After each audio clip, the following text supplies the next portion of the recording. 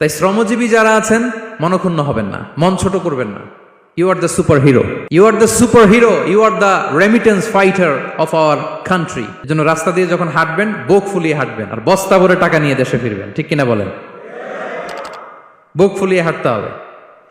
এজন্য আমি আমার প্রিয় মাতৃভূমি বাংলাদেশের গভর্নমেন্টকে অনুরোধ করবো, আমাদের শ্রমজীবী ভাইদের যাতে সুবিধা হয় এই ব্যবস্থা আপনাদের করতে হবে। বিনীত অনুরোধ রাখবো, শ্রম মন্ত্রণালয়ে যারা দায়িত্বে আছেন স্পেশালি তাদেরকে রিকোয়েস্ট করবো, আমাদের শ্রমজীবী ভাইদের যেন কোনো কষ্ট না হয়, কারণ তাদের পাঠানো রেমিটেন্সে সচল থাকে আমার দেশের অর্থনীতির চাকা। তারা ভালো থাকলে ভালো থাকবে বাংলাদেশ। ভেরি সিম্পল, ঠিক কিনা বলেন?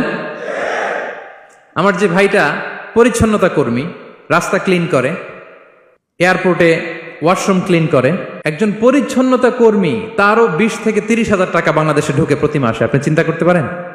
হ্যাঁ, 6টা মাস যদি রেমিটেন্স বন্ধ হয়, শ্রীলঙ্কার চেয়েও খারাপ অবস্থায় বাংলাদেশে চলে যাবে।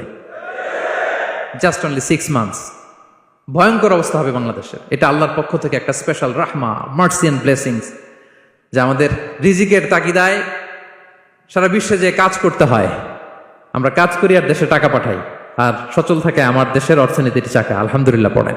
সো বাংলাদেশের গভর্নমেন্টকে আমি বিনীত অনুরোধ জানাবো, শ্রম মন্ত্রণালয়কে অনুরোধ জানাবো, এয়ারপোর্ট অথরিটিকে অনুরোধ জানাবো, আমার শ্রমজীবী ভাইদের সাথে ভালো আচরণ করুন, তাদের সাথে কোঅপারেট করুন।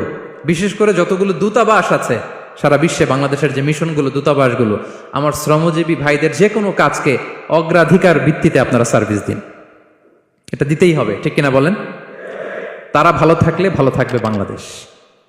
তো এই জন্য শ্রমের কোনো বিকল্প নাই।